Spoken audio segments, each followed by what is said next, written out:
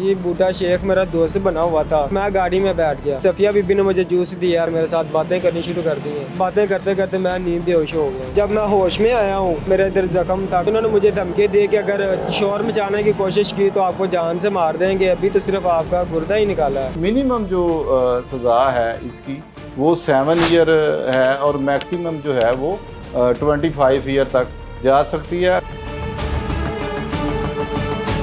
अस्सलाम वालेकुम नाज़रीन, मैं हूँ कैसर इफ्तिखार और आप देख रहे हैं सुनो डिजिटल। जहाँ पर सूबाई दारुल हुकूमत लाहौर में चोरी, डकैती, राजनी, इक़दाम कत्ल और कत्ल की वारदातें रिपोर्ट होती हैं, वहीं पर जो है वो मुख्तलिफ़ किस्म की और भी जो क्राइम है वो रिपोर्ट हो रहे हैं, जिसमें जो गुर्दे हैं, गुर्दों को ख़रीदना और बेचने का जो कारोबार है, उस तरह के गिरोह आए रोज़ सामने आते हैं। हुकूमत और कानून इसके बारे में क्या करता है? शरीफ और सादा लोग जो शहरी हैं वो मुलाजमत के झांसे में आकर या मुख्तलिफ किस्म के झांसे में आकर या पैसे जो हथियार लेने के झांसे में आकर जो है वो जो जराइम पेशा अफराद है जो कि गुर्दे फरोख्त करते हैं, वो सादा लोगों को लूटते हैं और बाद में उन्हें रब की आस पर छोड़कर वहीं पर चले जाते हैं। बिल्कुल उसी तरह का एक केस ज़ुहैब नामी एक शहरी है जो कि छांगा मांगा लाहौर का रहायशी है, उसके साथ पेश आया।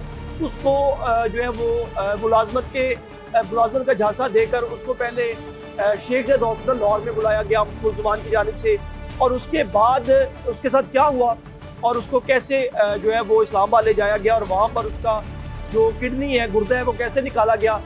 इस सारी कहानी का जो पर्दा है वो हम लोग ज़ुहैब से ही उठवा लेते हैं, इसी से पूछ लेते हैं कि असल माजरा क्या है। बुनियादी तौर पर कैसे उसने आपको मुल्ज़मान के पहले नाम बता दो पहले तो नाज़रीन को। बूटा, मोहम्मद बूटा जी। उसके अलावा कोई और उसके साथ मुल्ज़म थे? जी सफिया बीबी है, इजाज़ का आलिया है, जफ़र चीमा है और डॉक्टर ज़फ़रुल्लाह। इन लोगों ने कैसे आपको अप्रोच कैसे किया, कैसे मिले ये आप लोगों के साथ? जी बूटा शेख मेरा दोस्त बना हुआ था, मेरा इसके साथ तल्लक था तकरीबन 2.5-3 साल पुराना हमारा आपस में तल्लक बना हुआ था, हम दोस्त बने हुए थे। तो इसने मुझे अच्छा काम दिलाने का वादा किया था। तो 28 तारीख को 7वें महीने की इसने मुझे बूटा के साथ मेरी मुलाकात हुई है। तो इसने मुझे बोला कि शेख ज़ैद में आ जाना, तो आपको वहाँ पे काम दिखाना है, तो आपके लिए काम है। तो मैं 28 तारीख को तकरीबन शाम 5 बजे इधर शेख ज़ैद में आया हूँ। तो इधर गाड़ी में मौजूद थे, बूटा था और इसके साथ लेडीज़ थी, सफिया बीबी, मोटी सी है, गोल से चेहरे वाली। तो सफिया ने इन्होंने मुझे बोला कि आपको काम दिखा के लाना है, गाड़ी में बैठ जाओ। तो मैं गाड़ी में बैठ गया, तो सफिया बीबी ने मुझे जूस दिया पीने के लिए। मैंने वो जूस पी लिया और उसने सफिया बीबी ने मेरे साथ बातें करनी शुरू कर दी हैं। तो बातें करते करते मैं नींद बेहोश हो गया हूँ। तो जब मुझे होश आई है तो मैं कोठी में मौजूद था। कोठी में किस जगह पे? इस्लामाबाद में? जी इस्लामाबाद में। कितने दिन वहाँ पे रहे, उससे आगे की कहानी बताओ जरा। 20 से 25 दिन इन्होंने मुझे वहाँ पे रखा है। तो जब मैं होश में आया हूँ तो ये वहाँ पे 3 आदमी मौजूद थे, डॉक्टर ज़फ़रुल्लाह, इजाज़ का आलिया और जफ़र चीमा। इन्होंने मेरे ब्लड टेस्ट करने शुरू किए हैं। तो मैंने इनसे पूछा कि ब्लड टेस्ट आप किस लिए कर रहे हैं? तो इन्होंने मुझे बोला कि आपको इस्लामाबाद बुलाया है, यहाँ पे आपको जॉब देने के लिए लाए हैं, तो जॉब करने से पहले ये टेस्ट करने ज़रूरी हैं। तो 3 दिन इन्होंने मेरे मुख्तलिफ़ टेस्ट किए हैं। तो 31 तारीख को 7वें महीने की 31 तारीख को इन्होंने मुझे तकरीबन 8-9 बजे एक शरबत दिया कि आप ये शरबत पी लो, आपका आखिरी आज का एक टेस्ट है, अगर आपके अंदर कोई मसला हुआ तो इस टेस्ट में वो मसला क्लियर आ जाएगा, तो आपको फिर काम दे देंगे। तो मैंने वो शरबत पी लिया। वो शरबत पीने के बाद मैं बेहोश हो गया हूँ। तो जब मैं होश में आया हूँ तो मैं बेड पे लेटा हुआ था, मैंने उठने की कोशिश की है तो मुझसे उठा नहीं गया। मेरे इधर ज़ख्म था, काफ़ी बड़ा सारा ज़ख्म था, कमर से पीछे से लेके इधर पेट तक ज़ख्म था। तो मैंने उठने की कोशिश की है, मुझसे उठा नहीं गया। तो वहाँ पे ये मौजूद थे बूटा, सफिया और इजाज़ का आलिया। तो इन्होंने मुझे धमकी दी कि अगर शोर मचाने की कोशिश की तो आपको जान से मार देंगे, अभी तो सिर्फ आपका गुर्दा ही निकाला है। तो मैं डर की वजह से चुप कर गया। बूटे के अलावा जो 3 मुल्ज़मान हैं, सफ़िया, चीमा और डॉक्टर नसरुल्लाह, इन लोगों को पहले से जानते थे तुम? जी इनको मैं पहले नहीं जानता था। इन्हें तुमने जाके इस्लामाबाद ही देखा है? जी सफिया को तो मैं इधर शेख ज़ैद में हमारी मुलाकात हो गई। उन्होंने तुम्हें कहा कि तुम्हें जान से मार देंगे, उठना नहीं, किसी को बताना नहीं, उसके बाद फिर क्या किया तुमने? कि मैं तो फिर डर की वजह से मैं चुप कर गया था कि अगर मुझे यहाँ मार के फेंक देंगे तो घर वालों को कैसे पता चलेगा, क्योंकि मेरे पास मोबाइल फ़ोन भी नहीं था। कितने दिन वहाँ पे फिर रहे उनकी कोर्ट? तकरीबन 25 दिन उन्होंने मुझे वहाँ पर रखा। जब तक तुम्हारा वो जख्म जो है वो ठीक नहीं हुआ तब तक उन्होंने तुम्हें निकाला नहीं वहाँ से? तब तक उन्होंने मुझे वहाँ से नहीं निकाला। फिर क्या किया उन्होंने? तुम्हें कहा जाओ घर अपने चले जाओ? ये नहीं, जब मेरा ज़ख्म ठीक हो गया, मेरी देखभाल करते रहे हैं, तो जब मेरा ज़ख्म ठीक हो गया डॉक्टर जफरुल्लाह ने मेरे टांके खोले हैं, तो इजाज़ कालिया और बूटा ये दोनों अपनी गाड़ी में इन्होंने मुझे बैठाया। कोठी से निकलने से पहले इन्होंने मेरी आंखों पे पट्टी बांध दी।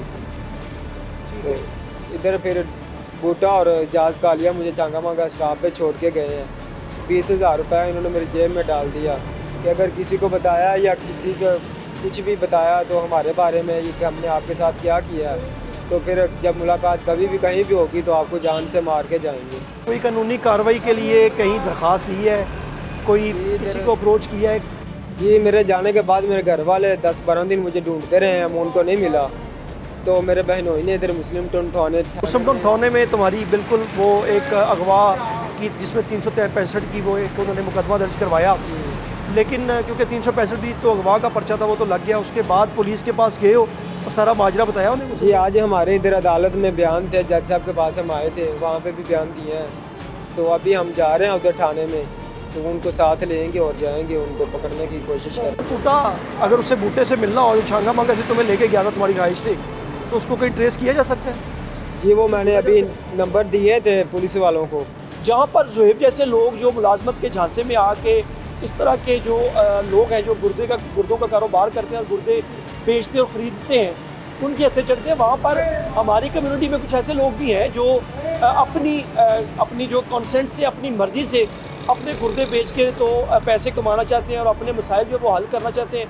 तो हुकूमत पंजाब से और IG पंजाब से ज़ुहैब की यही अपील है कि मुलज़मान को गिरफ़्तार किया जाए और इसको इंसाफ मिले। अभी इसी सारे मामले पे हम लोग कानूनी राय भी लेंगे। हमारे जो अपना एडवोकेट है उनसे बात करते हैं और उनसे पूछते हैं कि सारे मामले पे क्या दफ़ात लगती हैं और क्या कानूनी कार्रवाई अमल में आ सकती है, तो उनसे बात करते हैं। जी, आज हमारे साथ इस वक्त मौजूद है सैयद हसनात गिलानी साहब, जो कि किसी भी तारुफ के मोहताज नहीं है और एडवोकेट हाई कोर्ट है और बहुत सारे इस तरह के केसेस जो हैं वो जो डील करते हैं डेली रोज़ाना की बुनियादों पर। और जो जितने भी कैदी जो इस वक्त यहाँ पर पंजाब भर में जितने भी कैदी जो हैं वो मौजूद हैं मुख्तलिफ जेलों में, उनके लिए भी काफ़ी फलाह बहबूद का काम करते हैं। अस्सलाम वालेकुम गिलानी साहब। वालेकुम अस्सलाम। अच्छा गिलानी साहब, आपने सारा जो केस सुना कि अली ज़ुहैब के साथ कैसे उसको यहाँ से ले जाया गया और उसका गुर्दा निकाला गया इस्लामाबाद में, बाद में जो है वो उसको रिपोर्ट भी नहीं करने दिया जा रहा, तो उस हवाले से आज हमने उसकी भी बात सुनी। तो कानून इसके हवाले से क्या कहता है और इस तरह के अगर मुलजमान पकड़े जाते हैं तो वो कितनी देर सज़ा उनको होती है, उसके बारे में नाज़रीन को ज़रा तफसील से बताइएगा प्लीज़।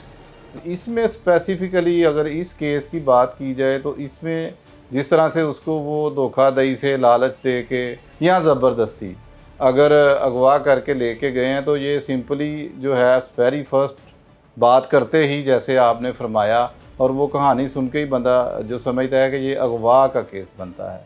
और उसके बाद जाके उन्होंने उसका ऑर्गन जो है, एक ऑर्गन जो है जिसे गुर्दा आप कह लें, वो एक ऑर्गन है, उसको निकाल दिया, उसे उनके ऑर्गन से महरूम कर दिया। तो इसमें यहाँ पर FIA इन्वॉल्व हो जाती है और FIA का जो एंटी ऑर्गन एक्ट है उसके अगेंस्ट उनके ख़िलाफ़ जो है वो मुकदमा दर्ज होगा। उसके अलावा इसमें इन्वॉल्व होगी जो हेल्थ कमीशन है, वो भी इन्वॉल्व होगा उसके तहत भी, क्योंकि लाजमी कोई ना कोई प्रैक्टिशनर मतलब कोई ना कोई डॉक्टर इसमें इन्वॉल्व होगा, कोई हॉस्पिटल यूज़ हुआ होगा, कोई ना कोई ऐसी जगह जहाँ पर के ये सारा कुछ किया गया होगा, उससे वो मेडिकल इक्विपमेंट और वो चीज़ें भी होंगी।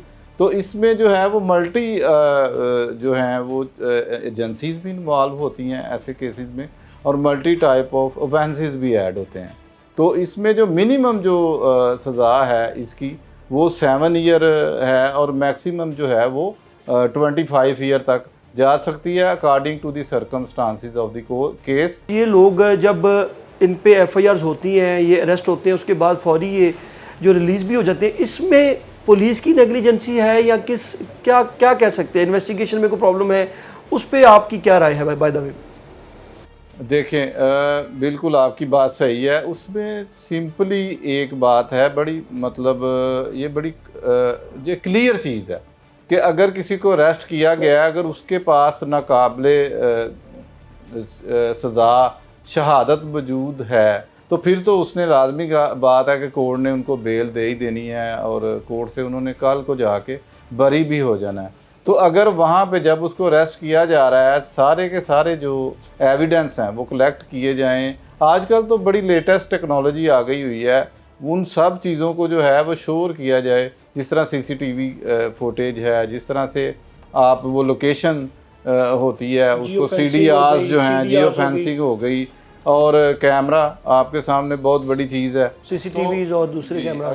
अगर इस तरह की सारी जो चीज़ें हैं उनको सफ़ा मिसल के ऊपर लाया जाए तो मेरा नहीं ख्याल कि जो है वो कोई भी इस तरह से बेल आउट हो जाए। तो मेरी राय में ये जो है वो नाकस तफ्शीश का ही सारे का सारा कमाल है, जिससे मुल्ज़मान जो हैं या तो बेल आउट हो जाते हैं या बरी हो जाते हैं। बहुत शुक्रिया गिलानी साहब। ये गिलानी साहब सैयद असनाद गिलानी साहब जो एडवोकेट हाई कोर्ट है हमारे साथ मौजूद थे। उन्होंने बताया कि under the circumstances it can be very, तब क्योंकि किसी अगर हालात ऐसे हैं कि इसकी जो इन्वेस्टिगेशन है उसके मुताबिक मिनिमम सज़ा जो है वो इस तरह के जो कल्प्रिट हैं उनको 7 साल और मैक्सिमम जो है वो 25 साल हो सकती है। अभी क्योंकि इस केस की इन्वेस्टिगेशन थाना मुस्लिम टाउन में अभी अंडर जो प्रोसेस है, इंचार्ज इन्वेस्टिगेशन और SP जो Iqbal town investigation Iqbal town है वो इस सारे केस को इन्वेस्टिगेट कर रहे हैं। जैसे ही वो इन्वेस्टिगेशन कंप्लीट होती है और क्या हक़ाइक़ सामने आते हैं वो भी हम अपने नाज़रीन तक जो है वो सामने लाएंगे। अब तक के लिए शुक्रिया, अल्लाह हाफ़िज़।